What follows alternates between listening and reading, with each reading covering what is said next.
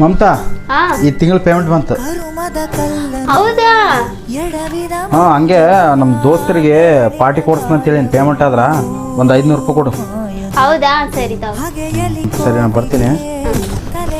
ರೀ ಹಾಂ ಹಂಗೆ ಬರ್ಬೇಕಾದ್ರೆ ನಾನು ಬಿರಿಯಾನಿ ತಗೊಂಬ. ಸರಿ ರೀ ನಾನು ಹಂಗೆ ಆನ್ಲೈನ್ನಾಗ ಒಂದು ಡ್ರೆಸ್ ಬುಕ್ ಮಾಡೀನಿ, ತಗೊಂತೀನಿ. ಹೌದಾ? ಸರಿ ತಗ. ಹಂಗೆ ಇವು ರೊಕ್ಕ ಹುಷಾರಾಗಿಟ್ಟ. ಹಾಂ ಸರಿ ತಗೋ, ಬಾಯ್ ಬಾಯ್. Madam courier. ಹಾಂ ಸರ್ ಬಂದೆ.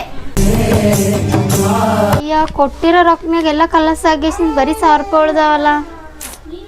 ಡ್ರೆಸ್ ಬೇರೆ ಬಂದ್ಬಿಟ್ಟದ, ತಗೊಲೇ ಬೇಡ, ತಗೊಂತೀನಿ ಬಿಡು. ಮೈ ಸುಡಕತ್ತದಲ್ಲ, ಜ್ವರ ಏನಾದ್ರು ಬಂದವೇನಿ? ರೊಕ್ಕನ ಫೋನ್ ಹಚ್ಚಿಂತಡಿ. ಹಲೋ, ಎಲ್ಲಿದ್ರಿ?